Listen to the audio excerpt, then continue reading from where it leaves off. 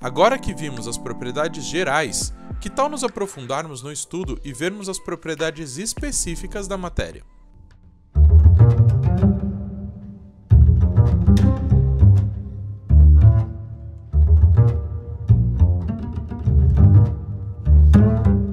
Bem-vindo, alunos e curiosos de plantão. Meu nome é Tarek e hoje vamos falar sobre as propriedades específicas da matéria. A matéria, com sua riqueza e diversidade, possui uma variedade impressionante de propriedades que a caracterizam e definem as suas interações com o mundo ao seu redor. Neste vídeo, vamos explorar as propriedades específicas da matéria, mergulhando nas propriedades físicas, químicas e organolépticas que tornam cada substância única. Começando pelas propriedades físicas, que são aquelas que podem ser observadas ou medidas sem que a composição da substância seja alterada. Em outras palavras, as propriedades descrevem as características físicas e mecânicas de uma substância.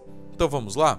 Densidade e massa específica. A densidade de uma substância é a medida de quão compactada é a matéria, enquanto a massa específica indica a massa por unidade de volume. Ambas são propriedades físicas cruciais que diferenciam substâncias diversas e encontram aplicações em diversas áreas, como engenharia e geologia. Um exemplo disso é o mercúrio, que é mais denso do que a água, o que faz com que os objetos flutuem mais facilmente na superfície da água, mas que afundem rapidamente no mercúrio. Ponto de fusão e ponto de ebulição. O ponto de fusão representa a temperatura em qual a substância passa de um estado sólido para um líquido, enquanto o ponto de ebulição é a temperatura na qual a substância passa do estado líquido para o gasoso. Essas são propriedades fundamentais para a indústria de materiais e para entender o comportamento de líquidos e gases em diferentes condições. Um exemplo disso é a água, que tem um ponto de fusão de 0 graus Celsius e um ponto de ebulição de 100 graus Celsius, a pressão atmosférica no nível do mar. Próximo é a condutividade térmica e elétrica. A condutividade térmica mede a capacidade de uma substância conduzir calor, enquanto a condutividade elétrica indica a sua habilidade de conduzir eletricidade. Essas propriedades são essenciais na aplicação em eletrônica, materiais de construção e transferências de calor.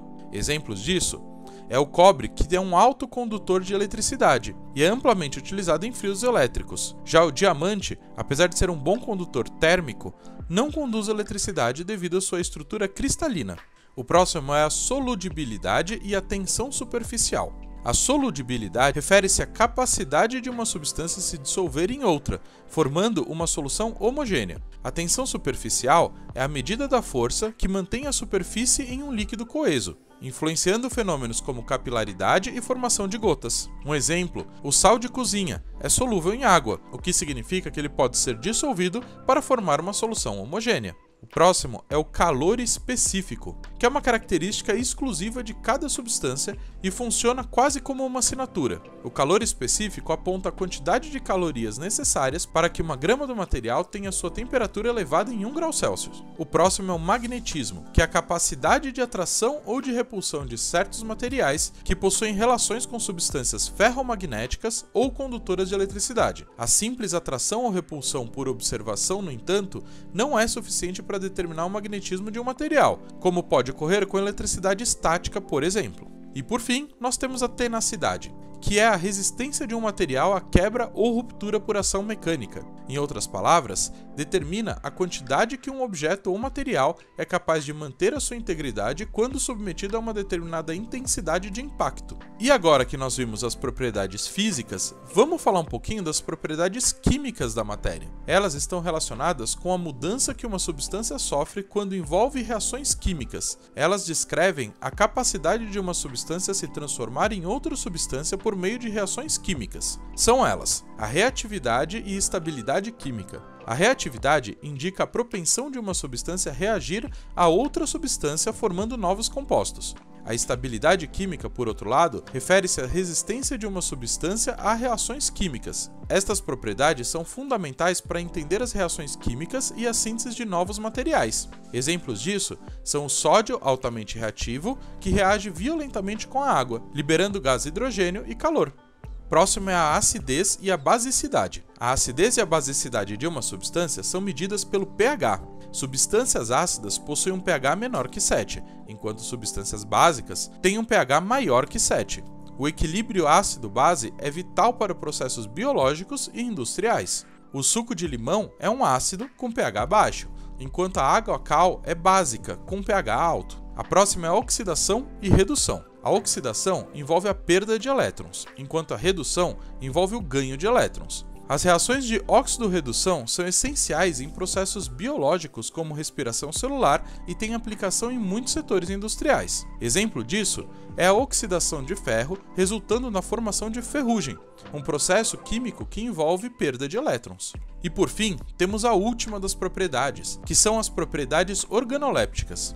Elas estão relacionadas com as características sensoriais de uma substância e são percebidas pelos sentidos humanos, como gosto, cheiro, cor, textura e aparência. São elas: sabor e aroma. O sabor e aroma são propriedades subjetivas associadas à química dos compostos orgânicos. Muitos sabores e aromas são resultados de interações complexas entre moléculas e receptores das células gustativas e olfativas, revelando a interconexão fascinante entre a química e o nosso sentido. A baunilha tem um aroma doce e um sabor agradável. Ela é frequentemente utilizada para dar sabor a alimentos e a produtos de confeitaria. Ela é um ótimo exemplo dessa propriedade. A próxima é cor e luminosidade. A cor de uma substância está relacionada à frequência de luz que ela absorve e reflete. Essa propriedade é crucial para diversas indústrias, incluindo tintas, corantes e eletrônica. A luminosidade refere-se à capacidade de um material emitir luz quando estimulado, sendo fundamental em dispositivos LED e em telas de televisões. Um exemplo disso é o cobalto, que é frequentemente utilizado para colorir vidros e cerâmica, dando-lhes a tonalidade azul característica. E por fim nós temos a textura e viscosidade. A textura de um material refere-se à sensação tátil ao tocá-lo, enquanto a viscosidade mede a resistência de um líquido ao fluxo. Ambas as propriedades são cruciais para a indústria, como alimentos, cosmético e farmacêutica, afetando a experiência do consumidor. Um exemplo disso é o gelo, que tem uma textura sólida e dura, enquanto o óleo tem uma textura líquida e escorregadia. Assim, podemos dizer que as propriedades específicas da matéria são importantes para entendermos como os materiais funcionam e como é a interação deles com outros materiais. Uma peça importante para a química moderna e essencial para futuros químicos que são vocês. Mas não acaba por aqui. Não se esqueça de ver as propriedades funcionais da matéria para dar aquela incrementada no vídeo. E aí, gostou da informação? Toda semana temos um vídeo de química aqui no canal. Fica ligado e muito obrigado!